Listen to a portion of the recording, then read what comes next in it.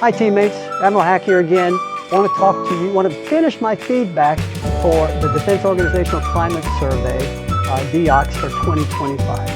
As you may recall, I released a long video that talked about overall view of what we got from feedback, but we felt that there was a requirement to talk about some real specifics, because some real important process improvements were brought up by you in the 2025 survey. So I want to address 4 specific questions that you brought up during the 2025 survey, especially as we prepare to go into the 2026 survey to provide you the same kind of feedback that I will provide you for that one. So, of the 4 questions, the first one, really important, and this was fed back to me also in my individual meetings with you, so we took a hard turn on this from a leadership perspective. The first question is, there seems to be a lack of accountability in senior leadership at Norfolk Naval Shipyard. GS 13 and above is what we're talking about here. I will tell you that's something we took a hard look at. Yes, there's a legitimate problem there, but I think the way it was handled was more quiet than it should have been, to make sure that people properly understood feedback, that all members of this shipyard from me down are to be held to the same level of accountability.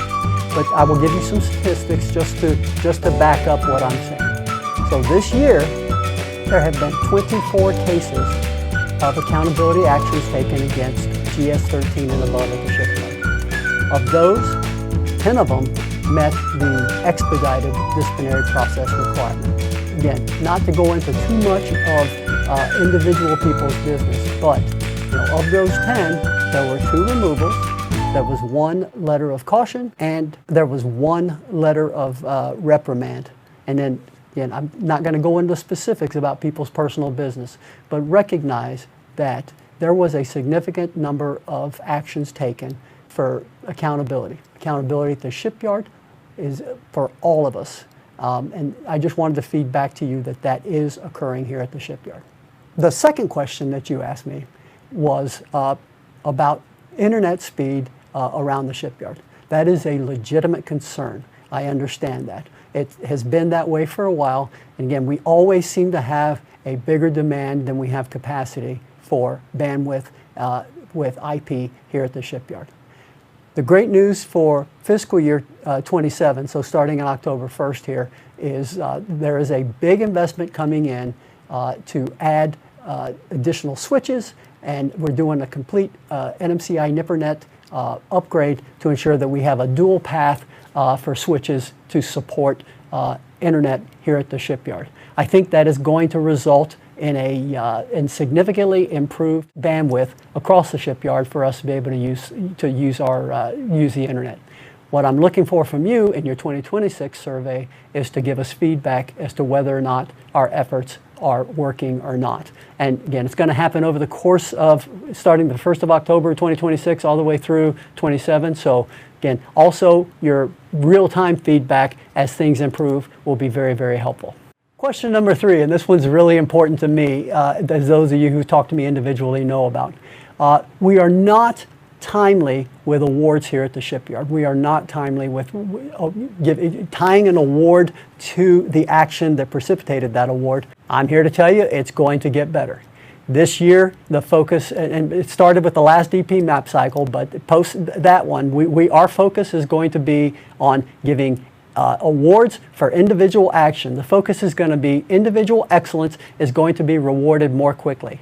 The timeline is you are recognized for something, and within 45 days of that recognition, the award will be in your check. That's the standard to which we are holding ourselves. That is, from what I've heard previously, that is probably a 1/3 to a quarter of the time that is taken in the past. You will be recognized quickly and on the spot for some of the great work that we do every day here at the shipyard. We're not going to go and tie it to DP map or anything like that. It's going to be tied to individual action, and you're going to get immediate feedback. Finally, I mentioned DP map.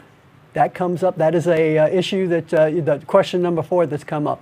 Why can't I get all 5s on DP map?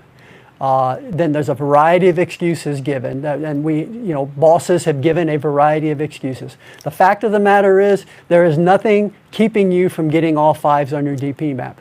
but recognize we are not in the business of just giving away evaluations. We are in the business of process improvement. We are in the business of pointing out the things that we need to improve every single time we talk to our supervisors. It is not intended for a feel-good documentation to make you walk out feeling that everything is good.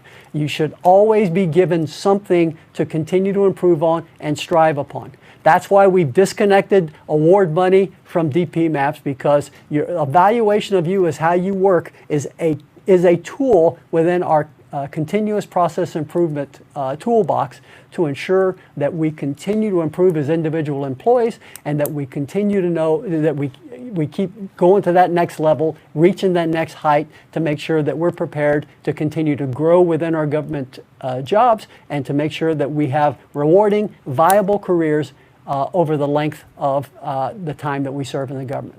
I thank you again for all the questions. I thank you for your participation in the 2025 DEOCS. Please continue. 2026 is our year. Give us these kind of specific questions. We will go after answers.